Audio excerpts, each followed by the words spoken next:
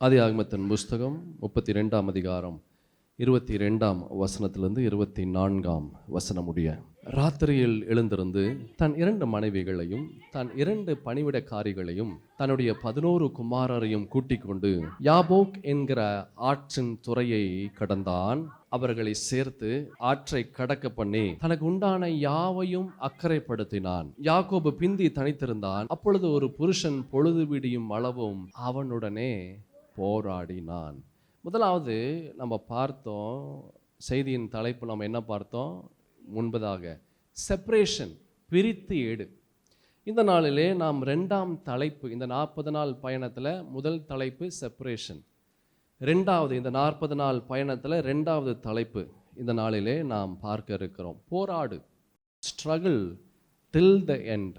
போராடு. ஒரு கிறிஸ்தவனுடைய வாழ்க்கையில் அநேக காரியங்களுக்காக அவன் போராடுகிறான். சந்தோஷத்திற்காக போராடுகிறான், பணத்திற்காக போராடுகிறான், நிம்மதிக்காக போராடுகிறான், இழந்தவைகளை திரும்ப சுதந்திரிக்கும்படியாக பெற்றுக்கொள்ளும்படியாக போராடுகிறான், இன்னும் பல காரியங்களுக்காக அவன் போராடுகிறான். ஆனால் முக்கியமாக ஒரு கிறிஸ்தவன் எதற்கு போராடணும் அப்படின்னா, முதலாவது ஒரு கிறிஸ்தவன் எதற்கு போராடணும் அப்படின்னா, அவனுடைய விசுவாசம் ஒளிந்து போகக்கூடாது என்று அவன் போராடணும். அல்லேலூயா. இந்த 40 நாள் பயணத்தில் you must have a faith. ஒரு விசுவாசம் இருக்கணும். என்ன விசுவாசம் அப்படின்னா, நிச்சயமாக ஆண்டவராகிய கர்த்தர் என் வாழ்க்கையில் இந்த 40 நாள் முடிவதற்குள்ளதாக ஒரு அற்புதத்தை செய்வார் என்ற ஒரு விசுவாசம் இருக்கணும். அல்லேலூயா. ஒருவேளை அது நடக்கவில்லை என்றாலும் அவருடைய சித்தத்தின்படி செய்வார் என்று நாம் விசுவாசிக்கணும். அல்லேலூயா. என் பிரியமான தேவஜனமே, இப்படிப்பட்ட ஒரு எண்ணம் ஒரு கிறிஸ்தவனுக்குள்ளாக வந்துச்சுன்னா, இந்த எண்ணம் அந்த கிறிஸ்தவனுடைய வாழ்க்கையில் பெரிய பெரிய காரியங்களை சுதந்திரிக்கக்கூடிய வழி வாசல்களை ஏற்படுத்தும். அதற்கு முக்கிய காரணம் 2 விஷயம். ஒன்று எண்ணம், அடுத்தது இருதயம். You have to renew your mind and you have to accept what happens in your life through your heart. முதலாவது எண்ணம், அது புதுப்பிக்கப்படணும். 2வது make your heart to accept whatever comes. என்ன நடந்தாலும் சரி, நான் அதை என்னுடைய இருதயம் அதை ஏற்றுக்கொள்ளணும் என்ற ஒரு இருதயம் ஒரு கிறிஸ்தவனுடைய இருதயமாக, எண்ணமாக இருந்ததுன்னா அந்த கிறிஸ்தவனுடைய வாழ்க்கையில் பெரிய பெரிய காரியங்களை பெற்றுக்கொள்ள முடியும். 2 கொரிந்தியர் புஸ்தகத்தில் 10ஆம் அதிகாரம் 3ஆம் வசனத்திலிருந்து 5ஆம் வசனம் முடிய வேகமாக நாம் பார்க்கலாம். நாங்கள் மாம்சத்தில் நடக்கிறவர்களாய் இருந்தும் மாம்சத்தின்படி போர் செய்கிறவர்கள் அல்ல. எங்களுடைய போர் ஆயுதங்கள் மாம்சத்திற்கேற்றவைகளாயிராமல் அரண்களை நிர்மூலமாக்குறதற்கு தேவ பலமுள்ளதாய் இருக்கிறது. அரண்களை நிர்மூலமாக்கும். அரண் அப்படின்னா என்னங்க? பெரிய ஸ்ட்ராங் ஹோல்டு, கோட்டைன்னு சொல்லலாம். பெரிய ஒரு தடுப்பு, ஒரு செவுறு இல்லை தடுப்பு. It is a strong hold. ரொம்ப பலமுள்ளது. அதை உடைக்கிறது ரொம்ப கஷ்டம். அதை உடைக்குமா? அல்லேலூயா. அந்த வசனம் ரொம்ப அழகான அப்போஸ்தலனாகிய பவுல் சொல்கிறாரு, எங்களுடைய போர் ஆயுதங்கள் மாம்சத்திற்கேற்றவைகளாக இராமல் அரண்களை நிர்மூலமாக்குறதற்கு தேவ பலமுள்ளதாக இருக்கிறது. அவைகளால் நாங்கள் தர்க்கங்களையும் தேவனை அறிகிற அறிவுக்கு விரோதமாய் எழும்புகிற எல்லா மேட்டிமையையும் நிர்மூலமாக்கி எந்த எண்ணத்தையும் கிறிஸ்துவுக்கு கீழ்ப்படிய சிறைப்படுத்துகிறவர்களாய் இருக்கிறோம். எந்த எண்ணத்தையும் கிறிஸ்துவுக்கு கீழ்ப்படிய சிறைப்படுத்துகிறவர்களாய் இருக்கும். எப்படிப்பட்ட எண்ணம் இருந்தாலும், எவ்வளவு கடினமாக இருந்தாலும், எவ்வளவு முடியாததாக இருந்தாலும், நாம் என்ன நினைக்கிறோமோ அதுக்கு நேர் மாதிரியான காரியங்கள் நடந்தாலும், எதுவாக இருந்தாலும் எல்லாவற்றையும் நாங்கள் அப்படியே சிறை பிடித்து வைக்கிறோம். அதில் நாங்கள் போய் சிறையாக நாங்கள் மாட்ட மாட்டோம். அவைகளை நாங்கள் சிறைப்பிடித்து நாங்கள் வைத்து கொள்வோம். அல்லேலூயா. அதான் நான் சொன்னேன், யூ ஹாவ் டு ஸ்ட்ரகிள். போராடு. எதற்கு நீ போராடணும்? ஒரு கிறிஸ்தவன் எதற்கு போராடணும்? தன்னுடைய விசுவாசம் ஒளிந்து போகக்கூடாது என்பதற்காக போராடணும். அல்லேலூயா. ஆமென். அதே சங்கீதத்தில் ஒரு வசனம் இருக்கு. எல்லாருக்கும் தெரிஞ்ச சங்கீதம், 1ஆம் சங்கீதம் 2வது வசனம். கர்த்தருடைய வேதத்தில் பிரியமாயிருந்து இரவும் பகலும் அவருடைய வேதத்தில் தியானமாய் இருக்கிற மனுஷன் பாக்கியவான். கர்த்தருடைய வார்த்தையில எப்படி தரித்திருக்க முடியும் அப்படின்னா, விசுவாசம் இருந்தா தரித்திருக்க முடியும்.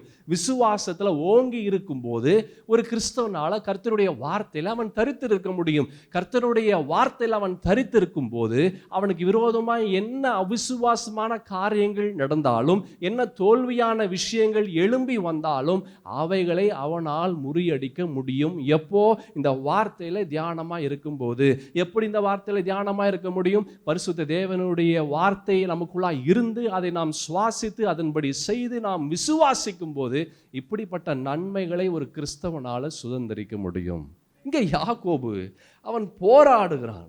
அந்த வசனத்துல பார்த்தோம் என்றால் 24வது வசனம் 32ஆம் அதிகாரத்துல ஆதியாகமத்தின் புஸ்தகத்துல பார்க்கிறோம். யாக்கோபு அவன் பிந்தி தனித்திருந்தான். அப்பொழுது ஒரு புருஷன் பொழுது விடியும் அளவும் அவனுடனே அவன் போராடினான். யாக்கோபு போராடினான்.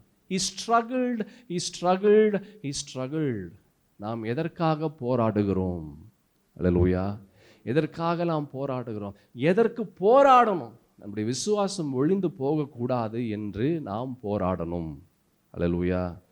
அப்படி நம்ம அதற்கு போராடுனா மற்றதெல்லாம் ஆட்டோமேட்டிக்காக நாம் போராடக்கூடிய ஒரு நிலை வரவே வராது. அல்லேலூயா. 2 கொரிந்தியர் புஸ்தகத்தில் 4ஆம் அதிகாரம் 16வது வசனத்தை பாருங்களேன். வேகமாக நாம் பார்க்கலாம். ஆனபடியினாலே நாங்கள் சோர்ந்து போகிறதில்லை. எங்கள் புறமான மனுஷனானது அழிந்தும் உள்ளான மனுஷனானது நாளுக்கு நாள் புதிதாக்கப்படுகிறது. இதுக்கு தான் விசுவாசம். இந்த வார்த்தை ஒரு மனிதனுடைய வாழ்க்கையில நிறைவேறணும்னா, இந்த வார்த்தையின்படி ஒரு மனிதனுடைய வாழ்க்கை இருக்கணும்னா, இந்த வார்த்தையை பேசணும் அப்படின்னாலே அவனுக்கு விசுவாசம் இருக்கணும். என்ன விசுவாசம்? ஐயா, எனக்கு பிரச்சனைகள் இருக்கு, எனக்கு பாடுகள் இருக்கு, எனக்கு வியாதிகள் இருக்கு, எனக்கு வேதனைகள் இருக்கு, எனக்கு பலவிதமான அவமானங்கள் இருக்கு, எல்லாமே இருக்கு. ஆனாலும் வெளியே தான் கஷ்டமா இருக்குது. உள்ள என்னுடைய ஆவிக்குரிய வாழ்க்கையில இன்னும் நான் கர்த்தரிடத்துல நான் நெருங்கும்படியாய் செய்கிறது, இன்னும் நான் ஜெபத்துல நான் தரித்திருக்கும்படியாய் செய்கிறது, இன்னும் பரிசுத்த வேதத்துல நான் தியானம் பண்ணும்படியாக இரவும் பகலும் தேவனுடைய வார்த்தை நான் தியானிக்கக்கூடிய ஒரு நிலையை இந்த பிரச்சனைகள் உருவாக்குது. அல்லேலூயா. அதுதான் வெளியே போராட்டங்கள் பாடுகள் இருக்கு. ஆனா உள்ளான மனுஷன் அவன் நாளுக்கு நாள் என்ன செய்கிறான்? அவன் புதிதாக்குகிறான். அந்த வசனம் ரொம்ப அழகான ஒரு வசனம். வாசிப்போம் வேகமாக. நாங்கள் சோர்ந்து போகிறதில்லை. எங்கள் புறம்பான மனுஷனானது அழிந்து போகிறான். கஷ்டம் வருது, பாடுகள் வருது, வேதனை வருது, பலவிதமான அவமானங்கள் வருது. ஆனா உள்ள இருக்கிற மனுஷன், ஆவிக்குரிய மனிதன், அவன் என்ன செய்கிறான்? அவன் நாளுக்கு நாள் புதிய காரியங்களை அவன் தெரிந்து கொள்ளுகிறான். இந்த பிரச்சனைகள் வரும்போது என்ன செய்யணும் அவன் கற்றுக்கொள்ளுகிறான். இப்படிப்பட்ட போராட்டங்கள் வருது, இப்படிப்பட்ட நேரத்தில் என்ன செய்யணும், இப்படிப்பட்ட நேரத்தில் என்ன பண்ணணும், இன்னும் நான் ஆண்டவரிடத்தில் எப்படி நெருங்குவது, இன்னும் இந்த 40 நாள் என்னென்ன காரியங்களை நான் கற்றுக்கொள்வது, இன்னும் இந்த 40 நாள் என்னுடைய வாழ்க்கையில் எதெல்லாம் நான் இழக்க நேரிடணும், இன்னும் இந்த 40 நாள் என்னுடைய வாழ்க்கை, ஆவிக்குரிய வாழ்க்கை எப்படி உயரணும். நாளுக்கு நாள் புதிதாய் அவன் வளர்ந்து கொண்டே இருக்கிறான். ஹல்லேலூயா. என் பிரியமான தேவஜனமே, எதற்கு போராடுகிறாய்? எதற்கு போராடுகிறாய்? நீ எதற்கு போராடணும்? உன்னுடைய விசுவாசம் ஒழிந்து போகக்கூடாது என்று நீ போராடு. ஹல்லேலூயா. ஆபிரகாமுக்கு ஒரு விசுவாசம் இருந்தது, ஈசாக்குக்கு ஒரு விசுவாசம் இருந்தது, ஆண்டவருக்கும் ஒரு விசுவாசம் இருந்தது. 3 பேருக்கு ஒரு விசுவாசம் இருந்தது. ஆபிரகாமுக்கு என்ன ஒரு விசுவாசம்? கர்த்தர் பார்த்து கொள்வார். அல்லேலூயா. ஈசாக்குக்கு ஒரு விசுவாசம், எங்க அப்பா என்னை பார்த்து கொள்வார். அல்லேலூயா. ஆண்டவருக்கு ஒரு விசுவாசம், ஆபிரகாம் நான் சொன்னதை அவன் செய்வான். இந்த 3 பேருக்குமே 3 விதமான ஒரு விசுவாசம் இருந்தது. 3 பேருடைய விசுவாசமும் பலன் பெற்றது. இந்த 40 நாள், லிசன், நல்ல கவனமாக கேளுங்க. இந்த 40 நாள் உண்மையாக இந்த ஆண்டவரை நாம் விசுவாசிக்கும் போது உங்கள் காரியங்கள் எவ்வளவு கடினமாக இருந்தாலும், எவ்வளவு முடியாததாக இருந்தாலும், அது எவ்வளவு கூடாததாக இருந்தாலும், என் தேவனாகிய கர்த்தர் அவர் முன்னின்று காரியங்களை அவர் வாய்க்கை செய்வார் என்று நான் நம்பி விசுவாசிக்கிறேன். ஹல்லேலூயா. ஆமென். நீ எதற்கு போராடி கொண்டு இருக்கிறாய்? நீ எதற்கு போராடி கொண்டு இருக்கிறாய்? நீ எதற்கு போராடணும்? ஒரு கிறிஸ்தவன் எதற்கு போராடணும்? நம்பர் 1, எதற்கு? உன்னுடைய விசுவாசம் ஒழிந்து போகக்கூடாது என்பதற்காக போராடு. எபிரேயர்கள் நிருபம் 11ஆம் அதிகாரம் 1ஆம் வசனத்தை பார்க்கலாம். விசுவாசமானது நம்பப்படுகிறவைகளின் உறுதியும் காணப்படாதவைகளின் நிச்சயமாய் இருக்கிறது. தெரியல 40 நாளுக்கு அப்புறம் என்ன ஆகும் என் நிலை, இதே மாதிரிதான் இருக்குமா, இல்லை இதை விட மோசமா இருக்குமா, இன்னும் நான் கஷ்டப்படுவேனா, இன்னும் என்னோட வாழ்க்கையில பலவிதமான போராட்டங்கள் வருமா, இன்னும் வியாதியின் வேதனைகள் ரொம்ப அதிகமாகுமா, இன்னும் பணத்துல பலவிதமான கஷ்டங்கள் வருமா, இழப்புகள் வரும், என்ன எப்படி நடக்கும் ஒன்றும் தெரியாது, ஒண்ணுமே தெரியாது. ஆனா நமக்கு ஒண்ணு தெரியும், என் கர்த்தர் என்னை கைவிட மாட்டார். அல்லேலூயா. நிச்சயமாகவே முடிவு உண்டு. என் நம்பிக்கை ஒருபோதும் வீண் போகாது. என் தேவன் எனக்காக யாவையும் செய்து முடிப்பார். ஒரு நம்பிக்கை, ஒரு விசுவாசம். அந்த விசுவாசம் இந்த 40 நாள் பயணத்திற்குள்ளாக நாம இழுத்து கொண்டு வருகிறது. போராடு, போராடு. எதற்காக போராடு? உன்னுடைய விசுவாசம் ஒழிந்து போகக்கூடாது என்பதற்காக போராடு. நாம் பார்த்தோம் அந்த வசனத்துல, எபிரேயர்களின் நிருபத்துல, விசுவாசமானது நம்பப்படுகிறவைகளின் உறுதியும் காணப்படாதவைகளின் நிச்சயமா இருக்கிறது. ஏசாயால கூட ஒரு வசனம் இருக்கு, 40ஆம் அதிகாரம் 31ஆம் வசனத்துல, பரிசுத்த வேதத்துல அழகான ஒரு காரியத்தை பார்க்கிறோம். கர்த்தருக்கு காத்திருக்கிறவர்களோ புதுபலன் அடைந்து கழுகுகளைப் போல சட்டைகளை அடித்து எழும்புவார்கள். அவர்கள் ஓடினாலும் இளைப்படையார்கள், நடந்தாலும் சோர்ந்து போகார்கள். கர்த்தருக்கு காத்திருக்கிறவர்கள் புது பலன் அடைவார்கள். அல்லேலூயா. யாரு காத்திருக்க முடியும் தெரியுமா? Those who wait in faith. விசுவாசத்துல யாரு தரித்திருக்கிறார்களோ அவர்கள் காத்திருக்க முடியும். சும்மா எல்லாரையும் காத்துட்டு இருக்க முடியாது. அல்லேலூயா. யாருக்கு விசுவாசம் இருக்கோ, யார் விசுவாசத்துல தரித்திருக்கிறார்களோ அவர்களால காத்து கொண்டு இருக்க முடியும். Abraham, he was waiting. அவன் காத்து கொண்டு இருந்தான், பல வருஷம் காத்து கொண்டு இருந்தான். எப்படி காத்து கொண்டு இருக்க முடியும்? நம்புவதற்கு எதுவுமே இல்லை, ஆனால் அவன் நம்பிக்கையோடு அவன் காத்து கொண்டு இருந்தான். அதுக்கு பேர் தான் விசுவாசம். ஹல்லேலூயா, ஆமென். 3 விதமான விசுவாசம் ஒரு மனிதனுடைய வாழ்க்கையில கடந்து வரும். முதலாவது, நம்பர் 1, ரியல் ஃபெய்த், உண்மையுள்ள ஒரு விசுவாசம். 2வது, டெட் ஃபெய்த், செத்த விசுவாசம். 3வது, ராங் ஃபெய்த், தவறான விசுவாசம். ஆமென். முதலாவது என்ன விசுவாசம் சொன்னேன்? உண்மையுள்ள விசுவாசம், ரியல் ஃபெய்த், which means அப்படின்னா ட்ரஸ்டிங் காட். 2வது அப்படின்னா ட்ரஸ்டிங் காட்னா கர்த்தரை அவரை நம்பி அவரை அண்டி இருப்பது. 2வது ஃபெய்த் இன் ஆக்ஷன், விசுவாசத்தை செயல்முறையில் கொண்டு வருவது. 3வது விடாமுயற்சி. நோ மேட்டர் வாட் ஹேப்பன்ஸ், என்ன ஆனாலும் சரி விடவே மாட்டான், விடாமுயற்சி, பர்செவரன்ஸ். அடுத்தது 4வது ரியல் ஃபெய்த் அப்படின்னா சப்மிஷன் டு காட்ஸ் வில், கர்த்தருடைய சித்தத்தை செய்கிறது. அது சொல்லுங்க, புரியுதா? அல்லேலூயா. ரியல் ஃபெய்த், உண்மையுள்ள விசுவாசத்திற்குரிய மீனிங், அர்த்தத்தை நான் சொல்லுகிறேன். உண்மையுள்ள விசுவாசம் அப்படின்னா ட்ரஸ்டிங் காட், கர்த்தரை நம்பி அவரை சார்ந்திருப்பது உண்மையுள்ள விசுவாசம். அடுத்தது உண்மையுள்ள விசுவாசம்னா என்ன? ஃபெய்த் இன் ஆக்ஷன், விசுவாசத்தை செயலில் கொண்டு வர்றது. ரியல் ஃபெய்த், உண்மையுள்ள விசுவாசம் அப்படின்னா பர்செவரன்ஸ், அதாவது விடாமுயற்சி. நோ மேட்டர் வாட் ஹேப்பன்ஸ், என்ன நடந்தாலும் விடாமுயற்சி. அடுத்தது ரியல் ஃபெய்த், உண்மையுள்ள விசுவாசம் அப்படின்னா சப்மிஷன் டு காட்ஸ் வில், கர்த்தருடைய சித்தத்திற்கு ஒப்பு கொடுப்பது. நம்முடைய சித்தம் இல்லை, ஆண்டவருடைய சித்தத்திற்கு ஒப்பு கொடுப்பது. இதற்கு பெயர் தான் உண்மையுள்ள விசுவாசம். அல்லேலூயா. எனக்கு பிடித்த ஒரு நபர் பரிசுத்த வேதத்தில் பலமுறை நான் சொல்லியிருக்கிறேன். எத்தனை முறை சொன்னாலும் எனக்கு சந்தோஷமாக இருக்கும் அவரை பற்றி பேசுவது. யார்? ஓகே, பரவாயில்ல, பவுல் கரெக்டு தான். ஆனால் இன்னொருத்தர் இருக்கிறார், ஸ்தேவான். அப்போஸ்தலர் 6ஆம் அதிகாரத்தில் அவன் பார்க்கும்போது ஸ்தேவான் என்ற ஒரு நபரை பார்க்க முடியும். யார்? ஸ்தேவான் என்ற ஒரு நபர். அவர் இஸ் நாட் அ பாஸ்டர், அவர் ஒரு போதகர் அல்ல, அவர் ஒரு பிஷப் அல்ல, ஒரு சாதாரணமான ஒரு பந்தி விசாரிப்புக்காரர். ஆமென். அப்போஸ்தலர் 6ஆம் அதிகாரத்தில் 1ஆம் அதிகாரம் 15ஆம் வசனம் முடிய நம்ம பார்க்கும்போது ஒரு அழகான ஒரு விஷயத்தை பார்க்க முடியும். வாசிப்போம். அந்நாட்களிலே சீஷர்கள் பெருகின போது கிரேக்கரானவர்கள், இது யார் தெரியுமா? கிரேக்கரானவர்கள். யாரு கிரேக்கரானவர்கள்? யூதர்கள். அவர்கள் கிரேக்க மொழியை பேசினவர்கள். அல்லேலூயா. இது கிரேக்க மனிதர்கள், இது யூதர்கள்.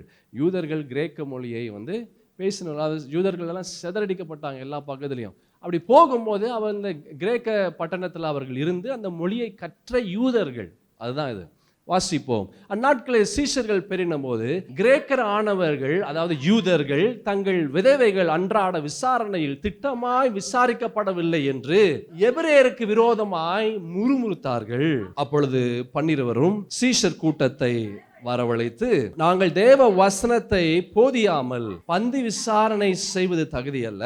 ஆதலால் சகோதரரே, பரிசுத்த ஆவியும் ஞானமும் நிறைந்து நற்சாட்சி பெற்றிருக்கிற 7 பேரை உங்களில் தெரிந்து கொள்ளுங்கள், அவர்கள் இந்த வேலைக்காக ஏற்படுத்தும். பாருங்க, பந்தி விசாரிப்புக்கே எப்படிப்பட்ட ஒரு குவாலிட்டி தேவை.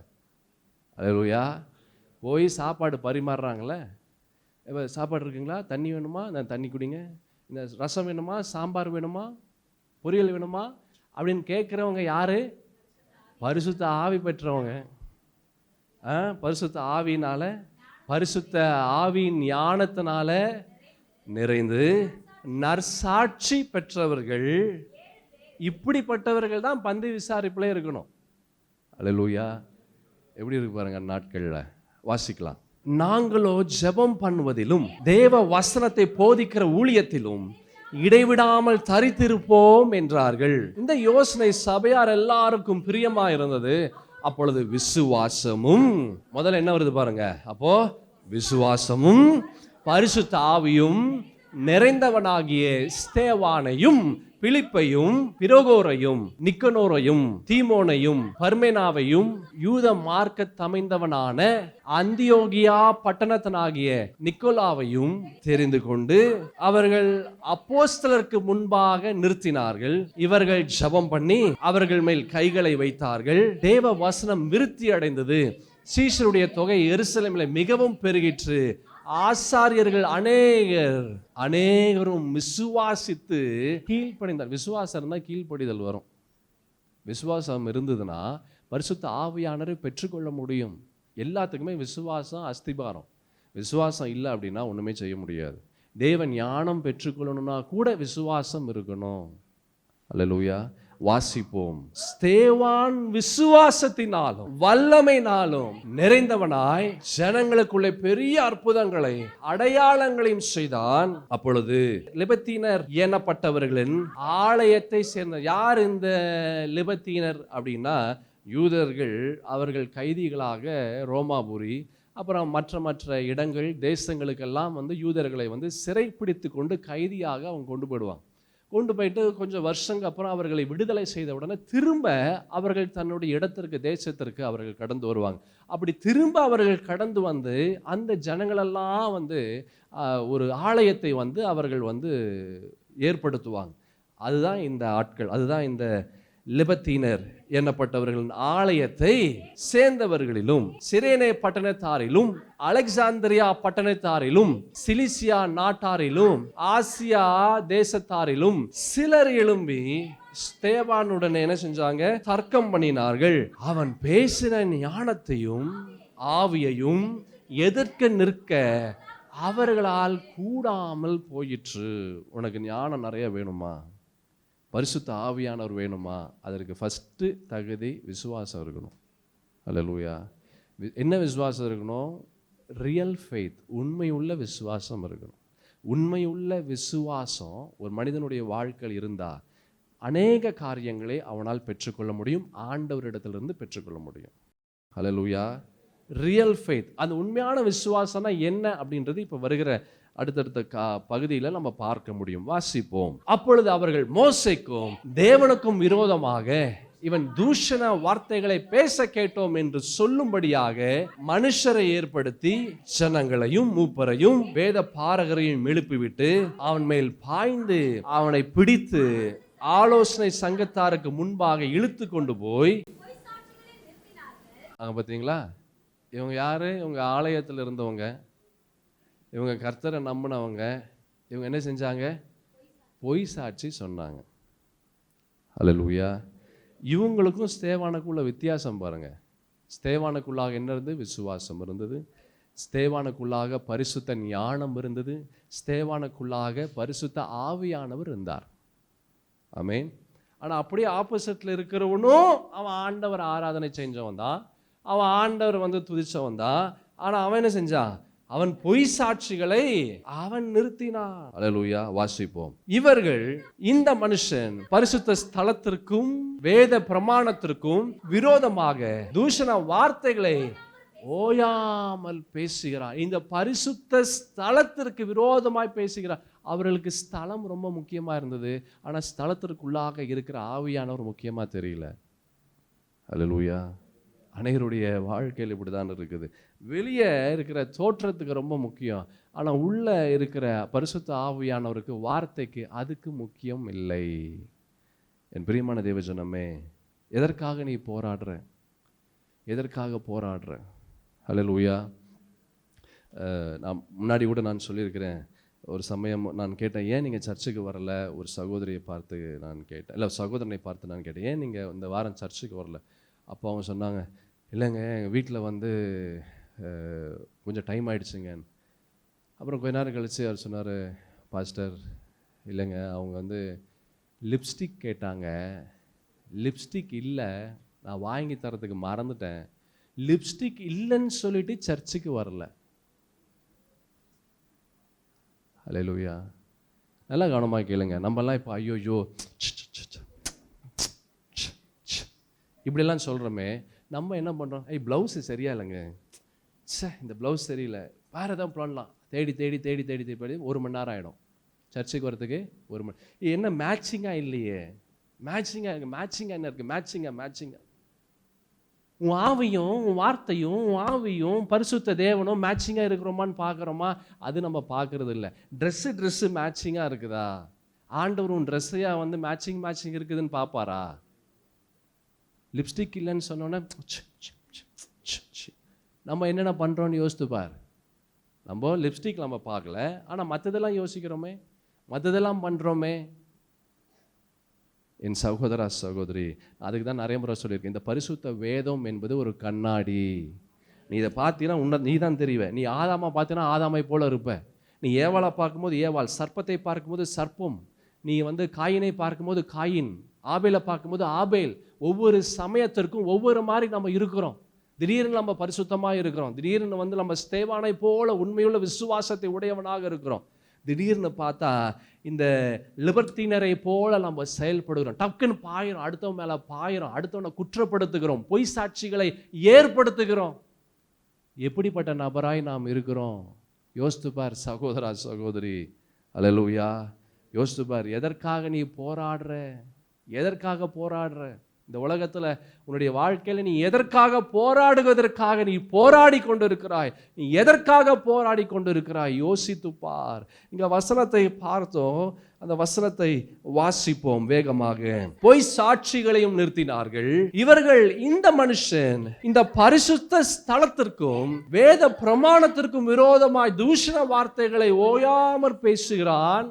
எப்படி என்றால், நசரேயனாகிய அந்த இயேசு இந்த ஸ்தலத்தை அழித்து போட்டு மோசே நமக்கு கொடுத்த முறைமைகளை மாற்றுவார் என்று இவன் சொல்ல கேட்டோம் என்றார். அவர்களுக்கு மோசே பெருசா இருந்தது, ஆனா இயேசு சிறுசா இருந்தது.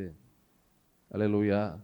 இவங்க ஆலயத்துல எல்லாம் ஆராதனை செஞ்சாங்க, ஆனா இயேசு யாருன்னே தெரியாம ஆலயத்துல ஆராதனை செய்றாங்க. அல்லேலூயா. யாரு? வேதபாரகர், பரிசேயர்கள், சதிசேயர்கள். யார் இவங்கெல்லாம்? இவங்கெல்லாம் நன்கு பரிசுத்த தேவனுடைய வார்த்தைகளை கற்றவர்கள். இவங்க யாரு? பரிசுத்த தேவனுடைய வார்த்தைகளை நன்கு கற்றவர்கள். அவர்களுக்கு தெரியல இந்த இயேசு யார் என்று. ஆனா பந்தி விசாரிப்புக்காரனுக்கு இயேசு யார் என்று தெரியுது. எப்படி இருக்கு பாருங்க நிலை. அல்லேலூயா.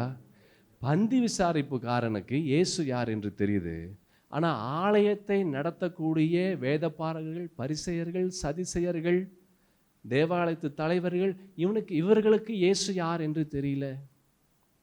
இவங்க மோசேய பெருசா பேசுனாங்க, ஆனா இயேசுவை சிறுசா கொண்டு வந்துட்டாங்க. அல்லேலூயா. அதான் சொல்றேன், நீ எதற்காக போராடுற? நீ எதற்கு போராடணுமோ அதற்கு தான் நீ போராடணும். நீ அதை விட்டுட்டு வேற ஒரு காரியத்திற்காக போராடினா உனக்கு எந்த விதத்திலும் பயன் பெற முடியாது. பயன்பெற முடியாது. எதற்காக நீ போராடி கொண்டு இருக்கிறாய்? யோசித்து பார் சகோதரா சகோதரி, எதற்காக போராடுகிறாய்? வாசிப்போம் 15வது வசனம். ஆலோசனை சங்கத்தில் உட்கார்ந்திருந்த அனைவரும் அவன் மேல் கண்ணோக்கமாயிருந்து அவன் முகம் தேவதூதன் முகம் போல் இருக்க கண்டார்கள். இதெல்லாம் பார்க்கிறான், ஆனா அந்த இருதயம் அவனுக்கு மாறல. அதான் நான் முன்னாடி சொன்னேன் உங்களுக்கு, யூ மஸ்ட் ஹாவ் 2 things. ஒன்று, ரெனியூ யுவர் மைண்ட், உன் எண்ணம் புதுப்பிக்கப்படணும். இரண்டாவது, உன்னுடைய இருதயம் திறக்கப்படணும். இது ரெண்டுமே இல்லாமல் உன் வாழ்க்கையில் ஆசீர்வாதத்தை சுதந்திரிக்க முடியாது. அல்லேலூயா. You have to renew your mind. உன்னுடைய எண்ணங்கள், உன்னுடைய யோசனை, உன்னுடைய எண்ணம், உன்னுடைய புத்தி அது புதுப்பிக்கப்படணும். It has to renew. அடுத்தது உன்னுடைய இருதயம் திறக்கப்படணும்.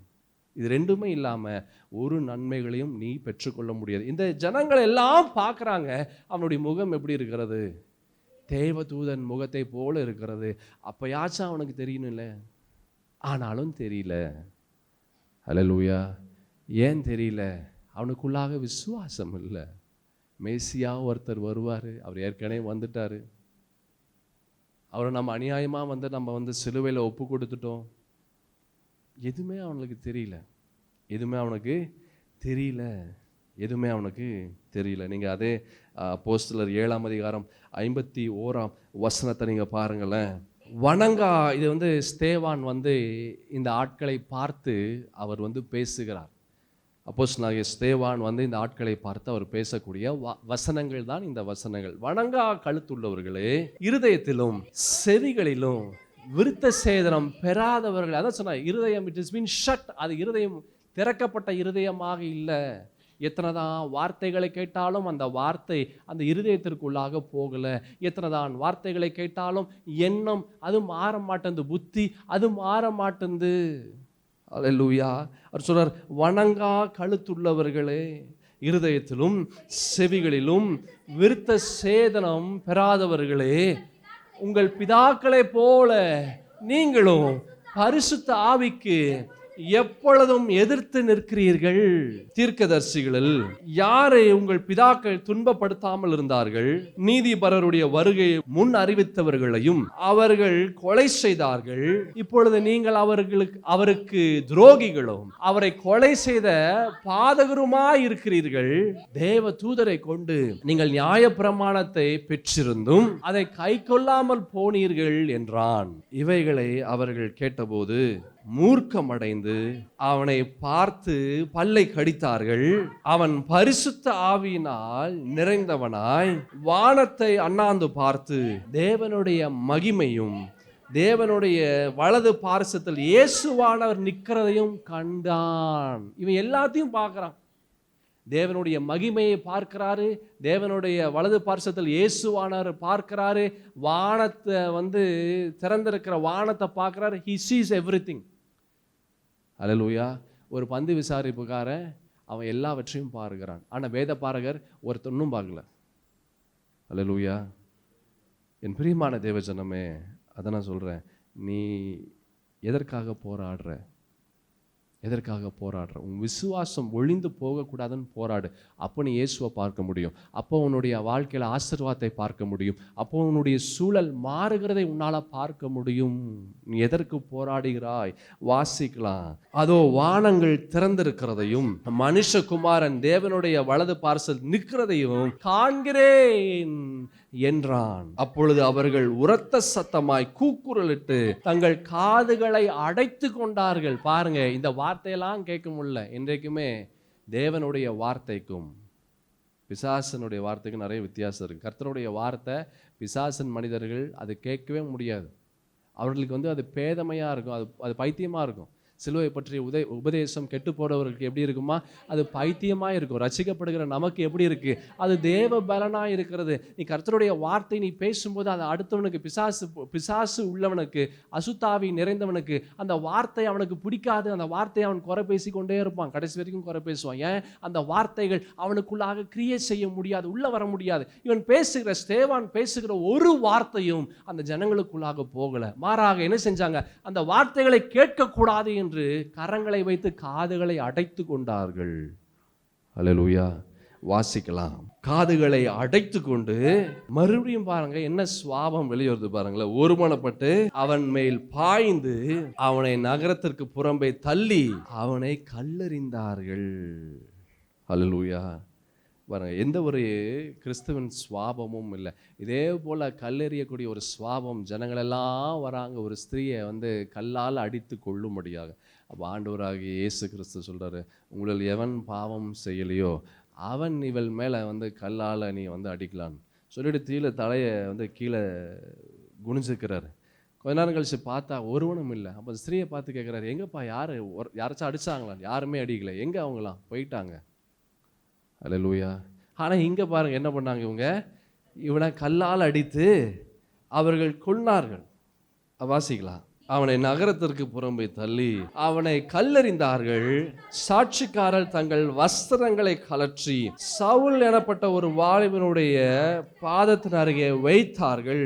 அப்பொழுது கர்த்தராகிய இயேசுவே, என் ஆவியை ஏற்றுக்கொள்ளும் என்று ஸ்தேவான் தொழுது கொள்கையில் அவனை கல்லெறிந்தார்கள். அவர் சொல்றாரு பாருங்க, கர்த்தராகிய இயேசுவே, என் ஆவியை ஏற்றுக்கொள்ளும், என் ஆவியை ஏற்றுக்கொள்ளும் என்று ஸ்தேவான் தொழுது கொள்ளையில் அவனை கல்லெறிந்தார்கள்.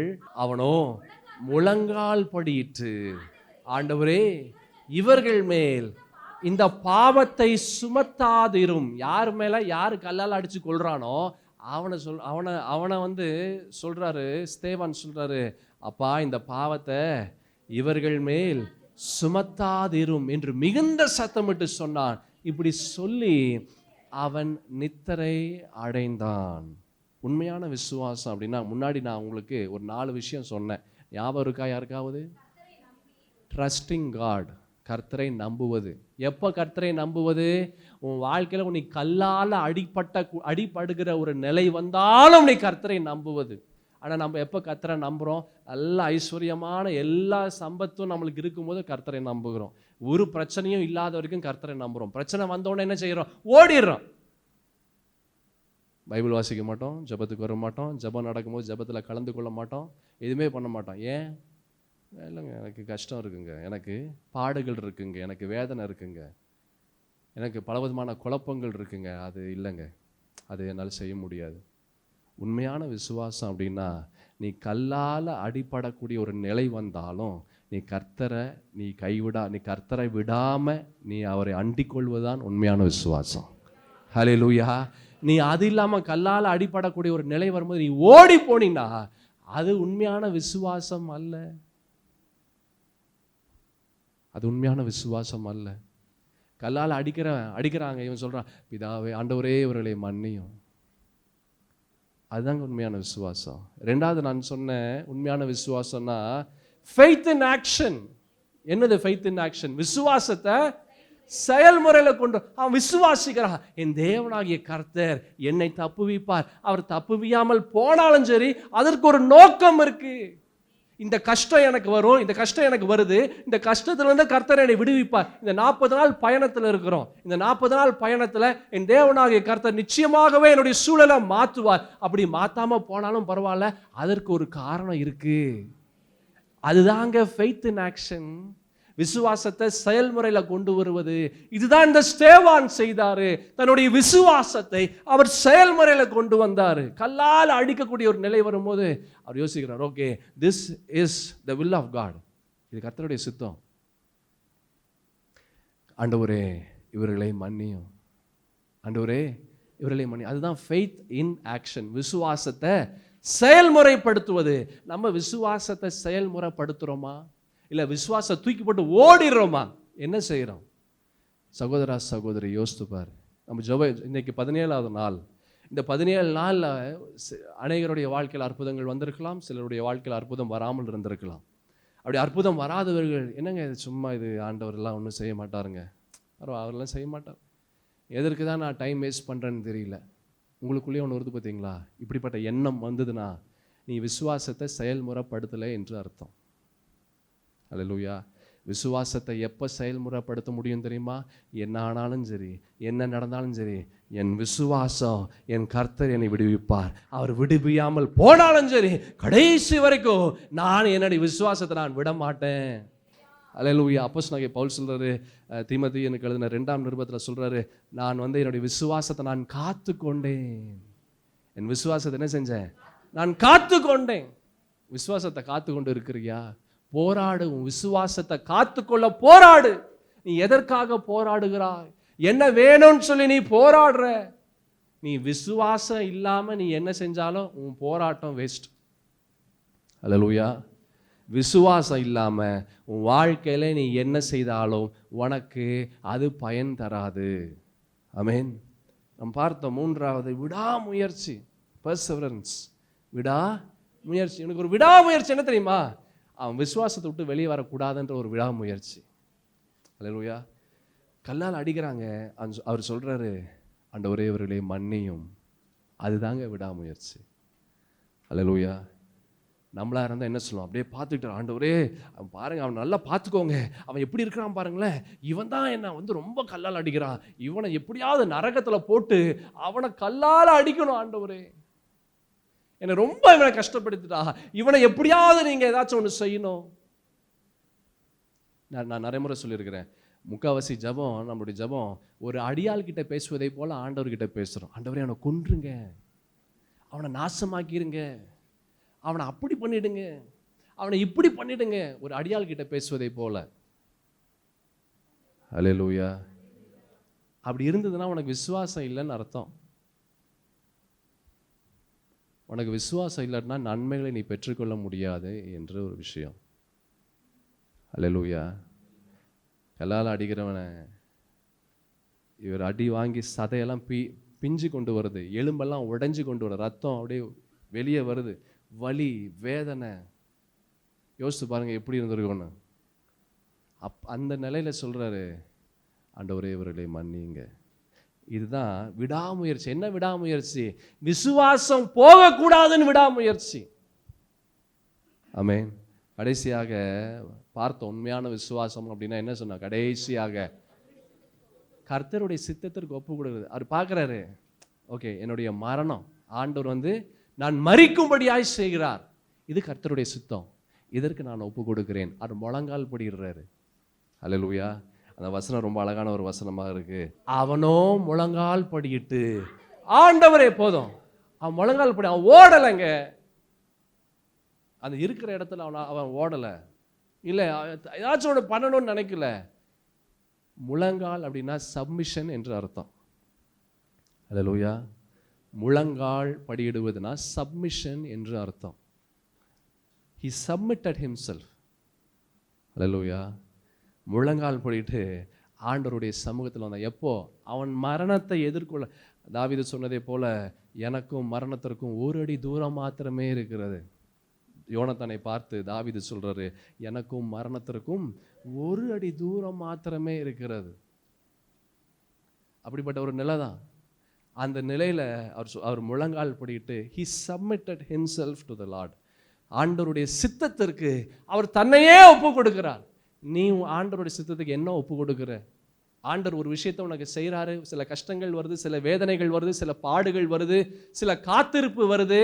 ஆண்டவருடைய சித்தத்துக்கு ஒப்பு கொடுக்குறோமா? இல்லை. ஆனால் எனக்கு வேண்டாம், எனக்கு இது பிடிக்கல, எனக்கு இது பிடிக்கல, எனக்கு கஷ்டமா இருக்கு, எனக்கு வேண்டாம், ஐ கேனாட் ஹேண்டில், என்னால் முடியாது. அல்லேலூயா.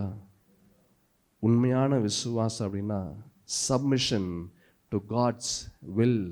அல்லேலூயா. Submission to God's will. ஸ்தேவான் அப்படின்னா என்ன அர்த்தம் தெரியுமா? க்ரௌன் என்று அர்த்தம். ஸ்தேவான்னா க்ரௌன் அப்படின்னா கிரீடம் என்று அர்த்தம். அல்லேலூயா. ஸ்தேவான் ஒரு கிரேக்க வார்த்தை, ஸ்டெஃபனஸ். ஸ்டெஃபனஸ் ஒரு கிரேக்க வார்த்தையிலிருந்து வந்ததுதான் ஸ்தேவான். ஸ்டீஃபன். ஸ்டீஃபன் அப்படின்னா க்ரௌன், கிரீடம் என்று அர்த்தம். அல்லேலூயா. அது மாத்திரமல்ல, ஆனர், ஜாய், க்ளோரி, விக்டரி. அல்லேலூயா. என் பிரியமான தேவஜனமே, ஒரு மனிதனுடைய வாழ்க்கையில் அற்புதங்களை சுதந்திரிக்கணும்னா அதுக்கு ஒரே வழி, முக்கியமான ஒரு வழி, அவனுடைய விசுவாசம் உண்மையுள்ள விசுவாசமாக இருக்கலாம். எனக்கு விசுவாசம் இருக்குங்க, எனக்கு விசுவாசம் இருக்குங்க, நான் 20 வருஷமா நான் விசுவாசிக்கிறேன், 30 வருஷமா நான் விசுவாசிக்கிறேன், 40 வருஷமா நான் விசுவாசிக்கிறேன். அந்த விசுவாசம் எப்படி இருக்குது? செத்த விசுவாசமா இருக்குதா, இல்லை உண்மையுள்ள விசுவாசமா இருக்கா? உண்மையுள்ள விசுவாசம் அப்படின்னா இந்த ஸ்தேவானை பார்த்தோம் பார்த்தீங்களா? Trusting God, faith in action, perseverance, அடுத்தது என்னது? Submission to God's will. இதுதான் உண்மையான விசுவாசம். இந்த 4 இருக்கணும், 4 இருக்கணும். இதுதான் உண்மையான விசுவாசம். ரோமர்கள் நிருபம் 1ஆம் அதிகாரம் 17வது வசனம். விசுவாசத்தினாலே நீதிமான் பிழைப்பான். போதும், உன் வாழ்க்கையில நீ பிழைக்கணும்னா அதுக்கு விசுவாசம் இருக்கணும். அது என்ன விசுவாசம்? உண்மையுள்ள விசுவாசம் இருக்கணும். உண்மையுள்ள விசுவாசம் இருந்தா உன்னால பிழைக்க முடியும். அல்லேலூயா. நீங்க சொல்லலாம், உண்மையுள்ள விசுவாசம் இருந்துச்சு, ஸ்தேவான் இறந்துட்டாரேன்னு சொல்லலாம். என் சகோதர சகோதரி, இந்த உலகம் இது ஷார்ட் பீரியட் ஆஃப் டைம், கொஞ்ச காலம்தான். இதில் உயிர் வாழ்ந்தாலும் ஒன்று தான், உயிர் வாழனாலும் ஒன்று தான். எங்கே வாழணும் தெரியுமா? 1000 வருஷம் அரசாட்சியில் வாழணும். ஹல்லேலூயா. இந்த 60 வருஷம் இந்த உலகத்தில், 70 வருஷம் இந்த உலகத்தில் வாழ்கிறது ஒரு யூஸும் கிடையாது. இது வேஸ்ட்டு. உண்மையான வாழ்க்கை வாழணும் அப்படின்னா 1000 வருஷம் அரசாட்சியில் வாழ்கிறதா உண்மையான வாழ்க்கை. அல்லேலூயா. ஆனால் அந்த உண்மையான வாழ்க்கையில் வாழ்கிறதுக்கு நம்மளுக்கு இஷ்டம் இல்லை. இந்த வாழ்க்கையில் வாழ்கிறது தான் இஷ்டப்படுறோம். ஸ்தேவான் அவர் உண்மையான வாழ்க்கையில் வாழக்கூடிய ஒரு நிலையில் அவர் நின்னார். இந்த வசனம் ரொம்ப அழகான ஒரு வசனத்தை பார்த்தோம். விசுவாசத்தினாலே நீதிமான் பிழைப்பான். அவர் பிழைத்தாரு. யாரு பிழைத்தாரு? ஸ்தேவான் பிழைத்தாரு. உண்மையுள்ள விசுவாசத்தினால அவர் பிழைத்தார். எப்படி பிழைத்தார்? 1000 வருஷம் அரசாட்சியில் அவர் நிற்பார். அவருடைய இடம் ரொம்ப வித்தியாசமாக இருக்கும். அல்லேலூயா. அவருடைய இடம் ரொம்ப ரொம்ப வித்தியாசமாக இருக்கும். பயங்கரமான இடத்துல இருப்பார். அந்த வசனத்தினுடைய அடுத்த பகுதியை பாருங்க. விசுவாசத்தினாலே நீதிமான் பிழைப்பான் என்று எழுதியிருக்கிறபடி விசுவாசத்தினால் உண்டாகும் தேவ நீதி விசுவாசத்திற்கென்று அந்த சுவிசேஷத்தினால் வெளிப்படுத்தப்படுகிறது. தேவ நீதி விசுவாசத்திற்கென்று அந்த சுவிசேஷத்தினால் வெளிப்படுத்தப்படுகிறது. 1 பேதுருவில் கூட ஒரு வசனம் இருக்கு. 1ஆம் அதிகாரம் 7 - 9 வசனங்கள் பாருங்களேன். அழிந்து போகிற பொன் அக்னியினாலே சோதிக்கப்படும், அதை பார்க்கிலும் அதிக விலையேறப்பெற்றதா இருக்கிற போதும் உங்கள் விசுவாசம். நீங்க கழுத்துல போட்டிருக்கீங்களே செயின், கையில போட்டிருக்க வளையல், மோதிரம், கம்மல், இதை காட்டிலும் விலை மதிக்க முடியாதது விசுவாசம். அல்லேலூயா. விசுவாசம் is so precious. Faith is so precious. விசுவாசம், உண்மையுள்ள விசுவாசம் இருந்ததுன்னா செத்தா கூட உயிரோட வெளியே வர முடியும்.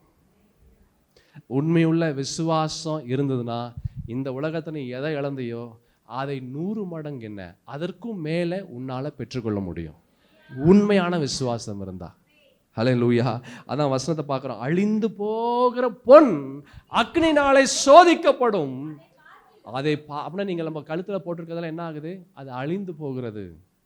ஹல்லேலூயா. இன்னைக்கு கழுத்தில் இருக்குது, நாளைக்கு சேட்டுக்கல்ல இருக்குது. இன்னைக்கு கழுத்தில் இருக்கிறது நாளைக்கு சேட்டுக்கல்ல இருக்குது. சேட்டுக்கல்ல இருக்கிறது நாளைக்கு சேட்டு மனைவி கழுத்தில் இருக்குது. ஏன்னா மீட்க முடியல, அதை மீட்க முடியல. அது சேட்டு மனைவி காலத்தில் போயிடுது, அழிஞ்சு போயிடும். இன்னைக்கு நம்ம கையில் இருக்குது, நாளைக்கு வேற எங்கேயோ போயிடும், அழிஞ்சிடும். ஆனால் என்றைக்குமே அழியாதது விசுவாசம். ஹல்லேலூயா. அழிந்து போகிற பொன் அக்னியினாலே சோதிக்கப்படும், அதை பார்க்கிலும் அதிக விலையேறப்பெற்றதாக இருக்கிற உங்கள் விசுவாசம் அது சோதிக்கப்பட்டு இயேசு கிறிஸ்து வெளிப்படும் போது உங்களுக்கு எப்படி இருக்கு? புகழ்ச்சியும் கனமும் மகிமையுமாய் காணப்படும். இந்த ஸ்தேவானுடைய விசுவாசம் அது சோதனைக்குள்ளாக வந்தது. அந்த சோதனைக்குள்ளாக வந்த அந்த விசுவாசத்துல அவர் என்ன செஞ்சாரு? அவர் ஜெயிச்சு அவர் நின்று கொடி பிடிச்சிட்டு நின்னார். அல்லேலூயா. உங்க வாழ்க்கையில இப்படி பலவிதமான உங்களுடைய விசுவாசத்தை கொலை செய்யக்கூடிய, விசுவாசத்தை சோதனைக்குள்ளாக, உங்களுடைய விசுவாசம் அழிந்து போகக்கூடிய அநேக காரியங்கள் மனிதர்கள் மூலமாக, பிசாசின் மூலமாக, சூழ்நிலைகள் மூலமாக அநேக முறை உங்களுடைய விசுவாசம் சோதனைக்குள்ளாய் வருகிறது. அப்ப நீ என்ன சொல்ற? டயர்டா இருக்குங்க, எனக்கு கஷ்டமா இருக்குங்க, எனக்கு வேதனையா இருக்குங்க, எனக்கு மனசு ரொம்ப பாரமா இருக்குங்க, அதனால நான் இது செய்ய மாட்டேங்க. நீ தோத்துட்ட. You failed. Hallelujah. You failed.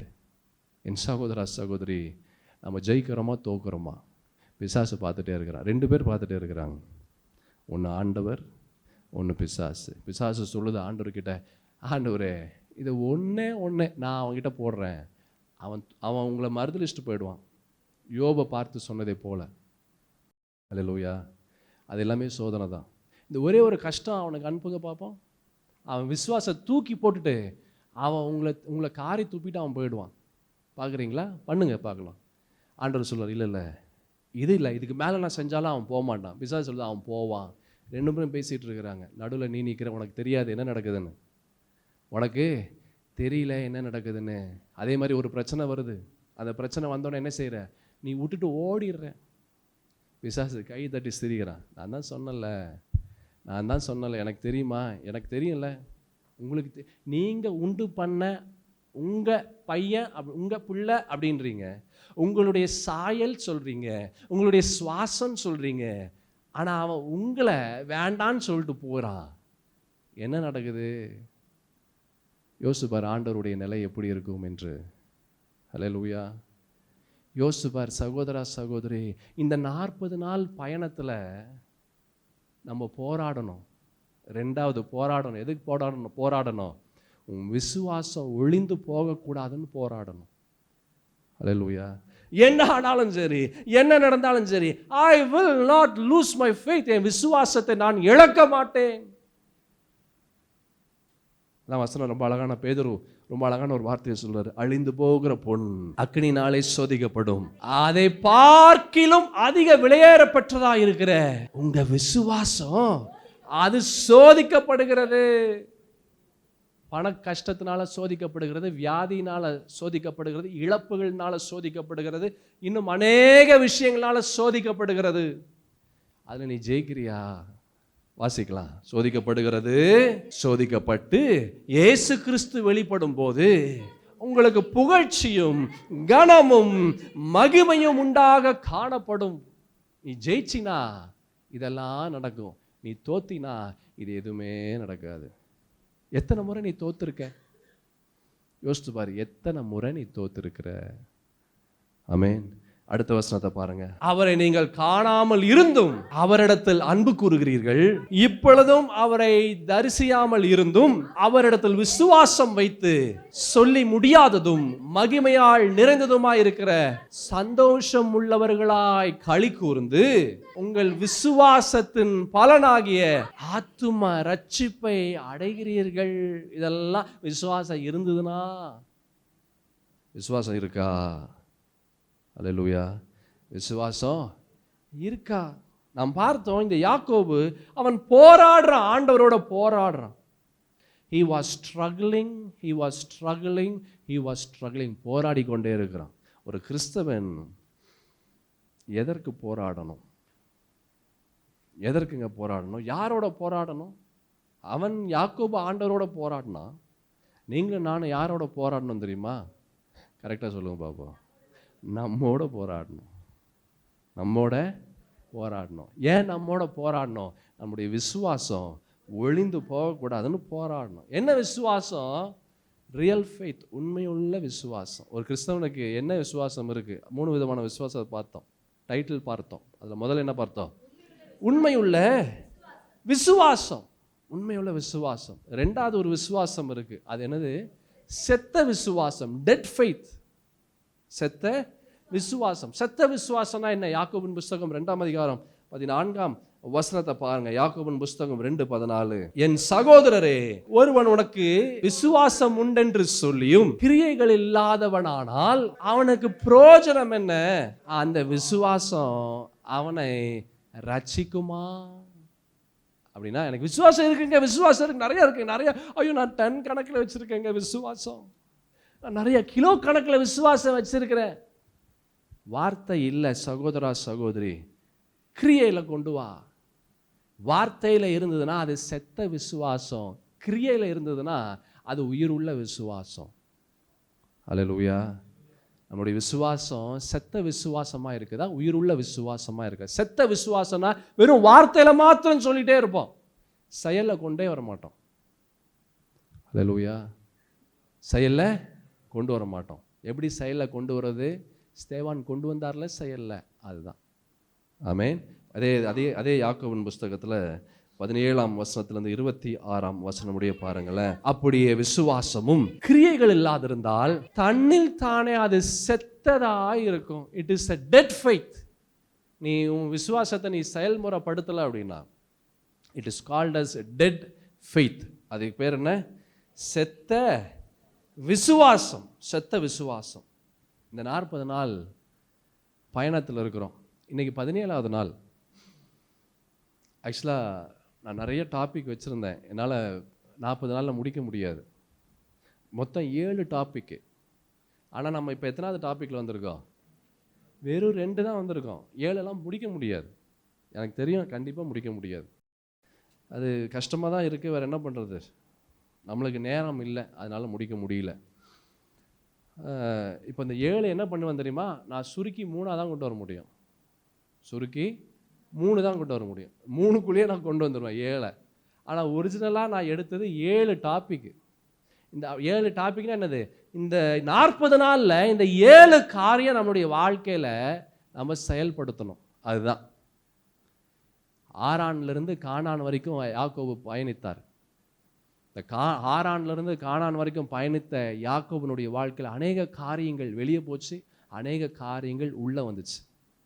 அல்லேலூயா. உங்கள் வாழ்க்கையில் இந்த 40 நாள் அநேக காரியங்கள் வெளியே உங்களிலிருந்து வெளியே போகணும், அநேக காரியங்கள் உங்களிலிருந்து உள்ளே வரணும். அதுக்கு தான் யாக்கோபையும் நம்மையும் நான் ஒப்பிட்டு நான் பேசினேன். அதில் 2வது டாபிக் நம்ம பார்த்தோம். என்னது? போராடு. 2வது என்னது டாபிக்கு? போராடு. ஸ்ட்ரகிள். ஸ்ட்ரகிள். எதற்கு போராடணும்?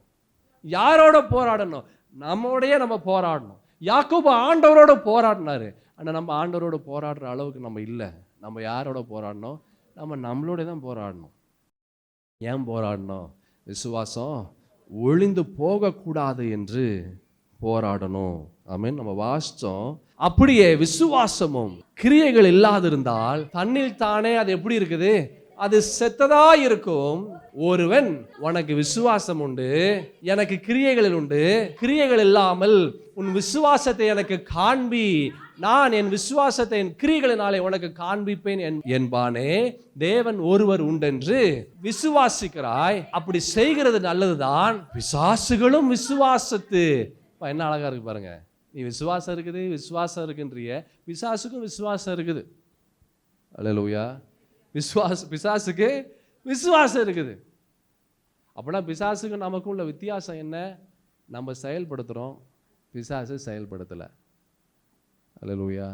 அப்படின்னா நீ செயல்படுத்தாமல் இருந்தால் என்ன பேர்? நான் சொல்லலை. அல்லேலூயா. யாக்கோபு சொல்கிறாருங்க. யாக்கோபு சொல்கிறாரு, பிசாசு விசுவாசிக்குது. ஆனால் பிசாசு விசுவாசிக்கிற அந்த விசுவாசத்தை என்ன செய்யலை? பிசாசு அவன் செயல்படுத்தலை. இயேசுவே தேவன் என்று பிசாசு அது நம்புதுங்க, விசுவாசிக்குதுங்க. ஜீவனுள்ள தேவனுடைய குமாரனே, உமக்கும் எனக்கும் என்ன? என்னை வேதனைப்படுத்தவா வந்திருக்கிறீர்னு கேட்குது பிசாசு. அது அதுக்கு தெரியும். இயேசு சொல்லுது, எனக்கு இயேசு யாருன்னு தெரியும், பவுல் யார் என்று தெரியும், நீ யாருன்னு கேட்குது. பிசாசுக்கு எல்லாம் தெரியும். நம்ம விட பிசாசுக்கு எல்லாம் தெரியும். நம்ம விட பிசாசுக்கு சத்தியம் தெரியும். அல்லேலூயா.